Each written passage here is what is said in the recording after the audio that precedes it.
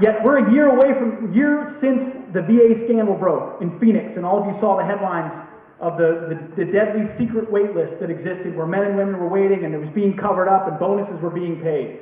A year later, do you know, men and women, how many people have been fired since then for the scandal at the Department of Veterans Affairs?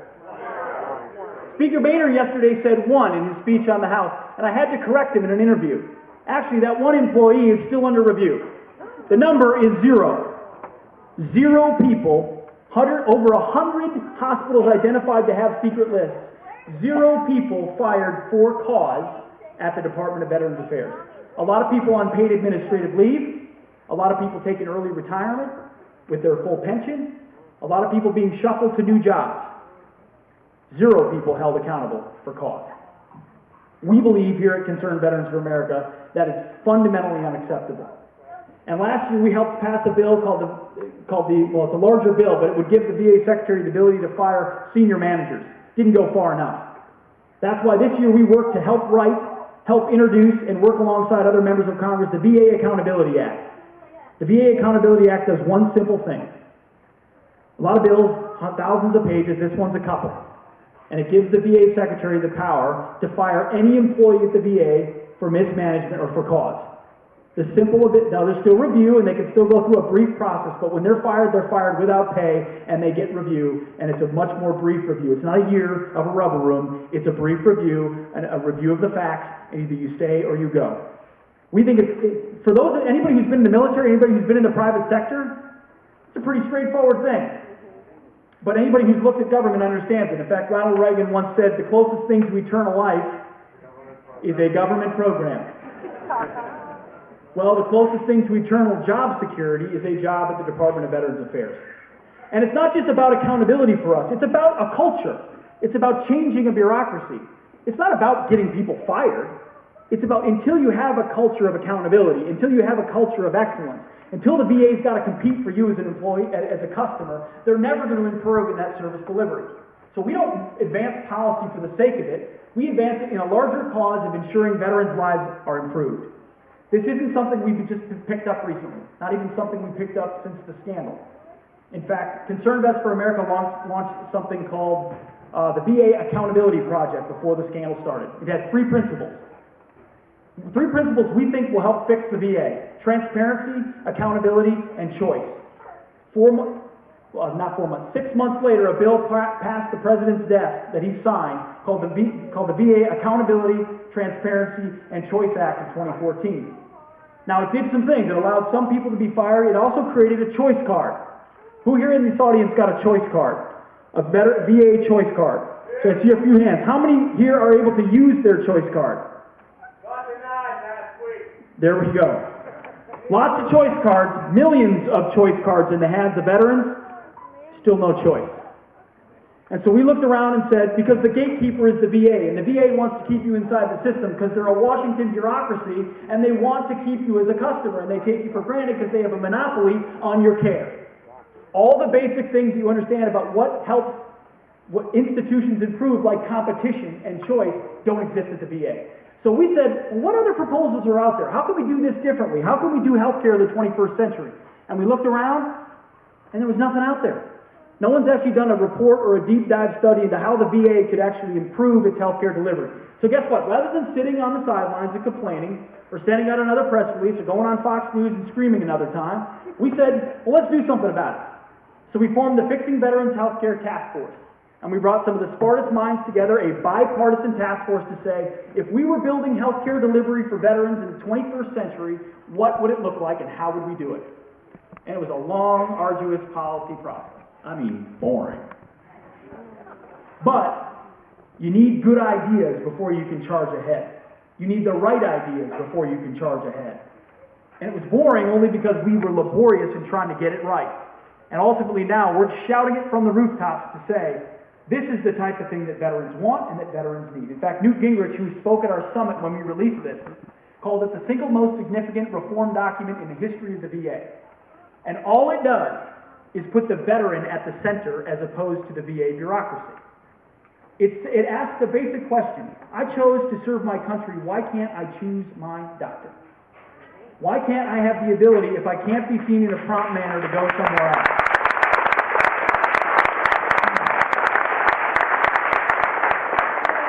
It also strengthens and improves the VA in the right places so that it can do the quality specialized thing that it's supposed to do for veterans. But there's no reason why for primary care or a colonoscopy, a veteran should have to drive 200 miles to a designated clinic as opposed to choose to go 10 miles away to their community physician. It's basic common sense stuff. And you know what? Every politician stands up in front of a podium and tells you why they're for veterans. In fact, every politician forms a veterans coalition before Election Day, a couple months before, and they send the word out, and the vets come up for the right reasons, and the politician talks about everything he's going to do for them. And then once he wins, well, the coalition kind of fades away until about 22 months later when he's run for re-election again, he or she. What we're doing is working to flip and change fundamentally that dynamic. To say that no longer will we be beholden to what politicians tell us. Instead, we are going to set the agenda because our only special interest for CVA is what's good for America. That is our special interest when we walk into congressional office. I don't want to carve out. I don't want a benefit. I don't want a donation. I don't want a loophole. I'm not looking for anything except for you to do your job and for us to work together to find solutions to improve the lives of veterans and empower America. That's all I want. And most politicians kind of look at you sideways, like, you want what? It's like, no, I don't want anything from you except for you to do the right thing. And we want to work with you to do it. But if you're not going to do the right thing, we're going to hold you accountable, directly and in the light of day. Because most members of Congress will tell you what you want to hear when you're sitting in their office, or when they're on the campaign trail. And then they go to Washington, Republican or Democrat, and forget what they promised in many cases, and do what's expedient. Our job, well, that's a good example. Our job is to change that dynamic, is to say no longer will we accept that. We're not just going to walk in and ask permission and will you please, Mr. Senator, support our bill. We're going to say this is a good piece of legislation. You say you support veterans. Are you a co-sponsor of this bill or not? If not, why not? And then we're going to call your office and we're going to mail your office and we're going to send emails to your office and we're going to tweet at your office and we're going to let people know. We're going to ask, why don't you support this bill? Give you every opportunity in good faith to be a supporter of the right solutions for this nation. And then if you still won't, well then we're going to cut some television ads and run them in your district and let people know how you really feel. And not just on Election Day, all year long. Because it's about time that veterans set the terms, become a priority in the conversation in this nation.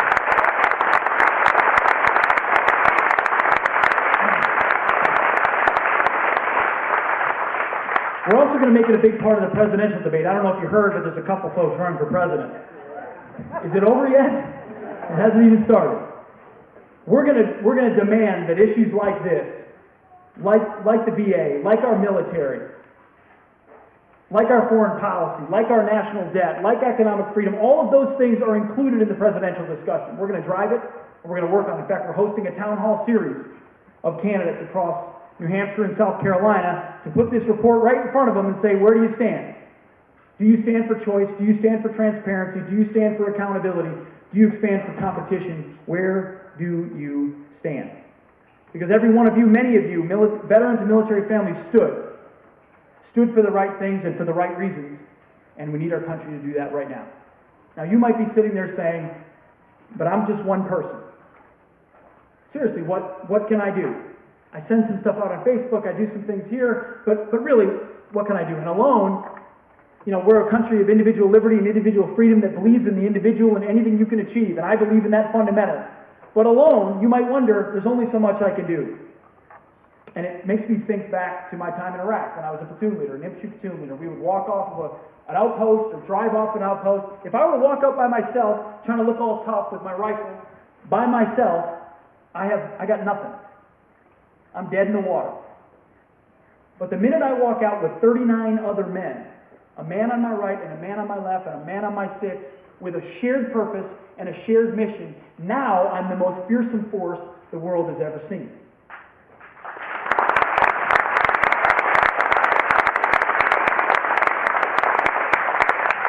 And it's not because suddenly I found courage or suddenly I became a special human being. No, it's because there were others there with me by my side, rowing in the same direction for a mission greater than ourselves, a sense of purpose that can never be recreated.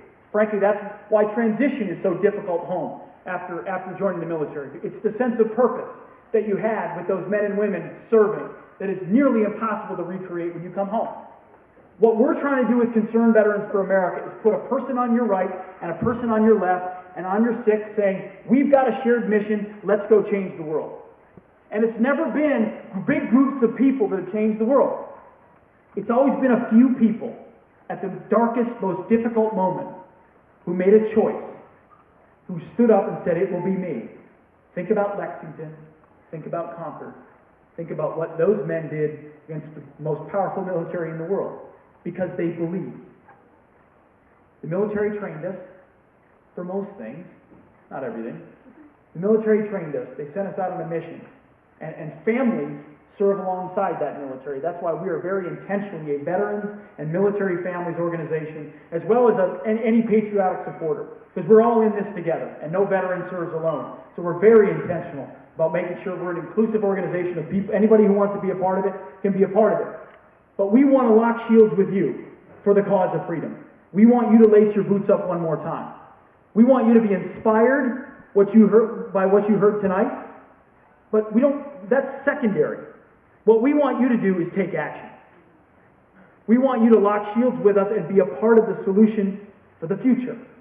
Because with veterans locking shields, marching forward, we're going to build a parade so large that every politician gets in front of it and believes it was thrown for them.